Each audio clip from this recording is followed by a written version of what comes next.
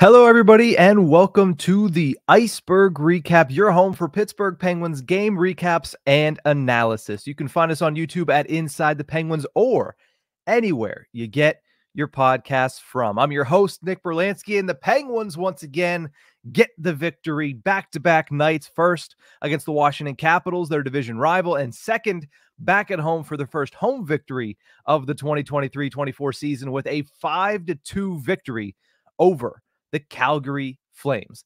Overall, this was an odd game for the Pittsburgh Penguins. They started pretty rough, I would say, in the first period. It was all special teams, not to mention. The Penguins went 0 for 3 on the power play in the first period alone, but they never really got another chance, and I felt like they were building very well on the power play in the first period. A lot of grade A opportunities. I think the power play is starting to look much more potent, much more like you would expect it to look with 4 or 3. I mean, Letang got bumped to the second unit still. So 3 future Hall of Famers on that unit. It's starting to look how it's supposed to look. It's starting to look dangerous. The movement is getting a little bit better and the opportunities are coming a little bit more frequently. So 3 solid power play opportunities, but as Jacob Markstrom is known to do, he started taking over the game early on, and as we'll see later, the Penguins are finally able to get to him for what seems like the first time in his career. But, you know, the Penguins,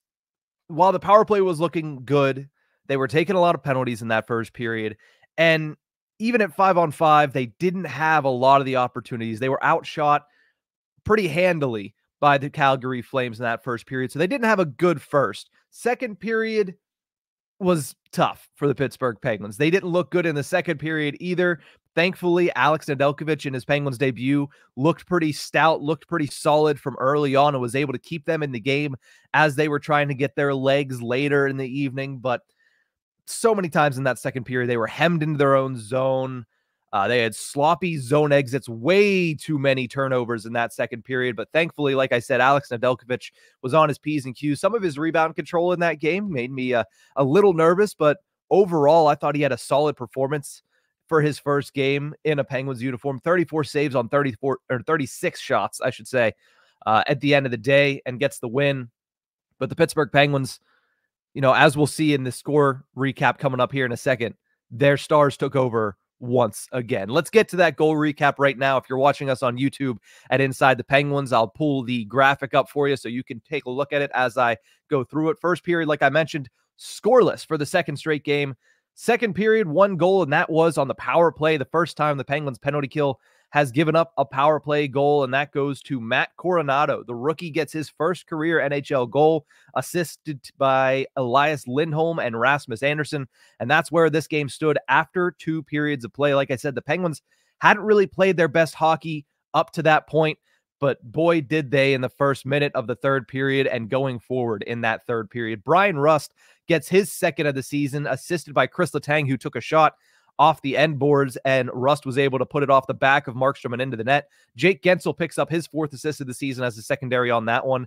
And then just about 20 seconds later, that Riley Smith to Evgeny Malkin connection that I talked about after last night's game, it reared its head again. Riley Smith gets his second goal on a 2-on-1 with Evgeny Malkin. Malkin gets his 4th assist of the season, and Ryan Graves picks up a secondary assist by stepping up in the neutral zone, forcing the turnover and getting his first point as a member of the Pittsburgh Penguins.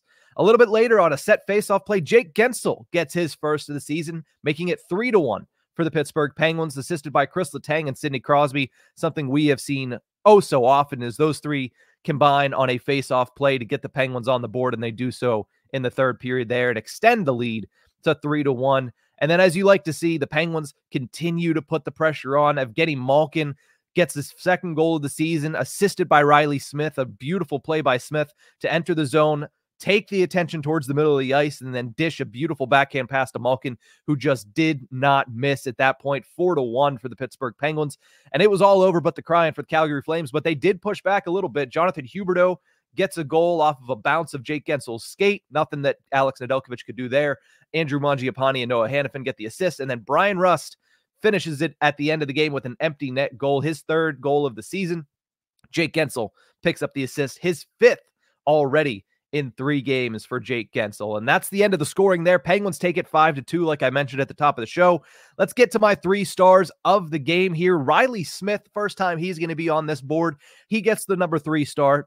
Talked about him a bit yesterday, and he had another solid performance on Saturday. He was a golden misfit out there with the Vegas Golden Knights. He seems like the missing piece here in Pittsburgh in his first couple of games. First 2-point performance as a member of the Pittsburgh Penguins, and it was a nice one. I mean, the second line, again, was buzzing all around the ice. Him and Malkin continue to build that chemistry, continue to build that rapport, and continue to be impressive here in the early season, and also continues to be a solid PK guy for the Pittsburgh Penguins. I mean, a jack of all trades that the Pittsburgh Penguins brought in for scraps. I think they sent out a 3rd-round pick and brought him in because it was a roster dump by the Vegas Golden Knights.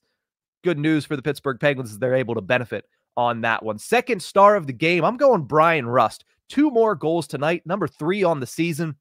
My preseason prediction, the thing I was most bullish on, is that Brian Rust was going to come out and he was going to have a fantastic bounce-back season after a 20-goal year last year, where a lot of people said that he struggled in his first year of a massive contract. Second year, I said he's going to have 30 for the first time in his career. He has 3 in 3 games, an 82 goal pace. So we're certainly ahead of schedule on that one. But Penn's still using him on the PK a lot this season. That's the one thing I got completely wrong, because I thought you bring in a guy like Riley Smith, you bring in basically all of your bottom 6 guys.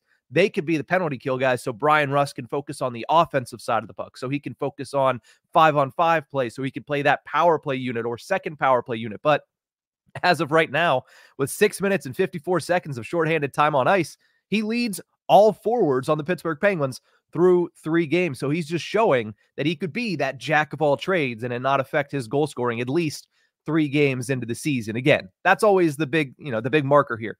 3 games into an 82-game season. Some of these things are good starts. Can they build on them? Can they continue to build on what they're seeing here? So Brian Rust, again, the lone holdover from last year's penalty killing forward group, certainly leading the charge there this season. And the number 1 star for the 2nd straight game, give it to Gino Machino. He said after the game that, hey, it'd be nice if the season ended tomorrow and I could win the Hart Trophy, because he is absolutely on fire. One of the hottest NHL stars playing right now. Momentum carried over from Friday, a 4-point night against the Washington Capitals. He follows that up with a terrific performance against the Calgary Flames, getting into it with Nikita Zadorov early. So he was one of the few Penguins that, from the puck drop, he was into this game. Obviously, it was a little chippy all the way around, hence, I think, 5 minor penalties in that first period. But Evgeny Malkin was doing it the right way. I thought a couple of times he was about to take another minor penalty, and when he drew one, especially on that first one of Zadorov, he got up and whacked the big guy real hard, but he didn't get the penalty. And there were a couple times in this game where on the broadcast he was getting escorted by the refs, and I thought, oh, did he just take an even up penalty? And nope, he was just getting escorted by the refs to another area of the ice. He never took that even up penalty. He never stepped over the line, which is something that, maybe a sign of growth for the 37-year-old in his 18th season. But at the same point, he was able to get it going really early, and then that connection between him and Smith just took off in the third period, combining for 2 goals in the third. An important third period as the Penguins put up a 5 spot on the Calgary Flames, of getting Malkin back-to-back nights as my number 1 star. Before we go, I have some final thoughts. Last time it was positive. Last night it was about Riley Smith. This game was kind of an ugly game for a game where the Penguins won by a score of 5-2. It was a pretty ugly game for the most part, especially through the first 40 minutes. We're all aware that Jeff Carter is not going to go anywhere, but he's got to do something. Like, he's got to do something good to warrant keeping him in the lineup. And I understand right now, Penguins don't even have a 13th forward on the roster. But at this point, 3 games into the season, this is when you expected him to be playing his best. You expected him to come out of the gates, give you what he can for the first half of the season, and then you're going to have to deal with it at the end of the season, because he'd be 39 years old at that point. He's in a role where he's not supposed to be doing very much, but still, he looked last year like he was cooked. To start this season, he looks cooked again. Hemmed in for a few shifts in the second period. Like I said, the Penguins were a lot in the second period. The fourth line was, especially for a couple of extended shifts in that period. And the one time it was about 1 minute and 45 seconds, fourth line, and I believe it was Chris Letang and Ryan Graves, the defenseman in there.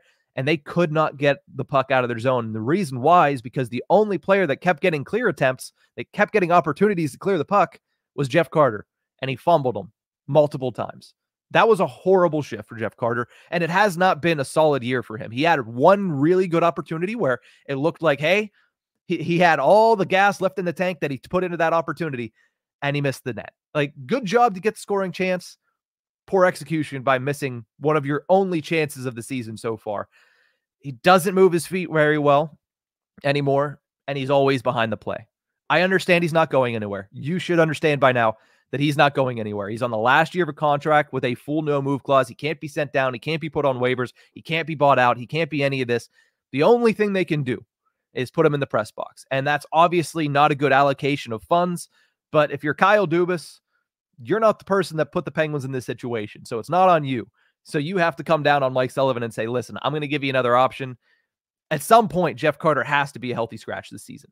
He's not now. He probably won't be for the next couple of games, but at some point, you have to hope that Jeff Carter gets healthy scratched or turns it around or becomes somewhat of a contributing member of this team, because for almost the entirety of last season, he wasn't, and for the first 3 games of this season, he isn't.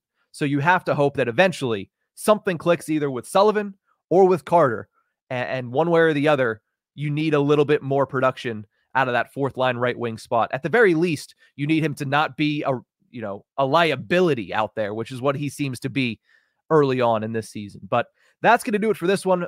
Up next for the Pittsburgh Penguins, Wednesday night, they have 3 days off, a nice little break after the start of the season. 3 days off. They take on the Detroit Red Wings at Little Caesars Arena on Wednesday night. That game will be broadcast nationally on TNT. So if you don't have TNT, get ready to listen to Steve Mears and Phil Bourque on the call. If you do have TNT, I don't remember who calls from. John Forsland, I think, is one of them. But either way, should be another good matchup. The 4th straight game for the Penguins to start the season against a team that wears red. After that, they'll take on the Blues. So at least they'll get a little change of pace in the uniform matchup there. But that's going to do it for this episode of Ice-Burgh Recap. Thank you so much for tuning in.